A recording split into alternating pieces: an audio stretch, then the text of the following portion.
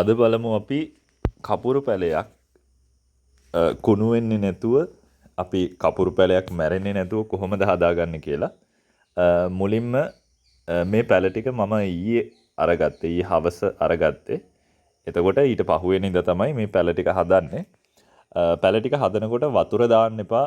ඒ කියන්නේ ගෙනාවට පස්සේ දවසක් වගේ යනකල් වතුර දාන්න නැතුව තියලා මේ විදිහට ඔයගොල්ලන්ට වීඩියෝ එකේ දැක්කා වගේ පැකට් එක බුරුල් කරලා අපි යටින් බුරුල් කරලා පැකට් එකෙන් ඉවත් කරගන්න පුළුවන්. මේ සම්පූර්ණයෙන් තියෙන කොහොබත් ඔයගොල්ලන්ට පේනවා ඇති. මේ විදිහට සම්පූර්ණයෙන් කොහොබත් ටික සම්පූර්ණයෙන් අයින් කරගන්න ඕනේ. මොකද නැත්නම් අපි පස්මාද්‍යකනේ හිටවන්නේ. ඒ කියන්නේ පස් එක්ක හිටවනකොට මේ කොහොබත් එකතු වුණු ගමන් මුල් ටික කුණු වෙනවා. අනිත් එක මේ කපුරු වල හරි පුංචි මුලක් තියෙන්නේ. මේ විදියට මේ වීඩියෝ එක ෆාස්ට් යවන්නේ. වේගෙන් යවන්නේ. ඔගලොන්ට මුල් කැඩෙන්නේ නැති වෙන්න, මුල් වලට හානියක් වෙන්නේ නැති වෙන්න මේ විදියට මේ සම්පූර්ණ කපුරු පැල ටිකම අයින් කරගන්න පුළුවන්. පැකට් වලින් අයින් කරගන්න පුළුවන්. ඊළඟට ගොඩක් අය කරන්නේ සාමාන්‍ය පැකට් එක ඉරලා ගන්න එකනේ.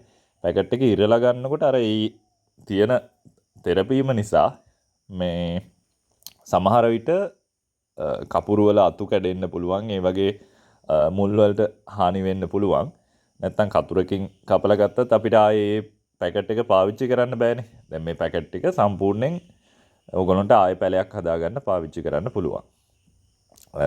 මෙතන තියෙන්නේ ටිකක් වැලි මාධ්‍යයක හදපු පැකට් එකක් ඔය තියෙන්නේ. මේ ටික සම්පූර්ණයෙන්ම අපි අයින් කරනවා. දැන් මෙතන අපේ මාධ්‍ය විදියට අරගෙන තියෙන්නේ අපේ මතු පිටපස් එකයි ඒ වගේම ගොම භාගයයි වැලි භාගයයි. මතු පිටපස් එකයි ගොම පොහොර වියලි ගොම පොහොර භාගයයි වැලි භාගයයි. මේක මික්ස් කරලා දැන් මේ අපි ගත්ත මේ කොහොබත් ටික තියෙනවනේ. මේ කොහොබත් වලිනුත් ටිකක් මික්ස් කරලා කොහොබත් වලිනුත් භාගයක් වගේ මික්ස් කරලා ගන්න පුළුවන්. ඒ කියන්නේ ගොම පොහොර ගන්න ප්‍රමාණයටම කොහොබත් අරගෙන මේකත් මික්ස් කරලා අපිට එකතු කරන්න පුළුවන්. මෙන්න මේ විදිහට පැල ටික හදාගන්න තියෙන මම දැන් හදන්නේ එක මල් පෝච්චියකට. ওই පොඩි මල් පෝච්චියකට පොඩි පැල 3ක්. එක වර්ගයේ කපුරු පොඩි පැල 3ක් දාගන්නවා. මේ විදිහට හදාගත්තාම අර ලස්සන පොට් එක වගේ ලස්සන පොකුරක් වගේ ඔයගොල්ලන්ට මේ හදාගන්න පුළුවන්කම තියෙනවා කපුරු ටික. ඒ කියන්නේ මල් ටික පිපිලා එනකොට ලස්සනට හදාගන්න පුළුවන්. උසට ගස් හදාගන්න ඕනේ නම් මේ එක ගහක් ඔයගොල්ලන්ට මේ එක පෝච්චි එක හදාගන්න පුළුවන්. දැන් මම මේක හදන්නේ පොඩි මේ ටේබල් කපුරු හදාගන්නවා වගේ.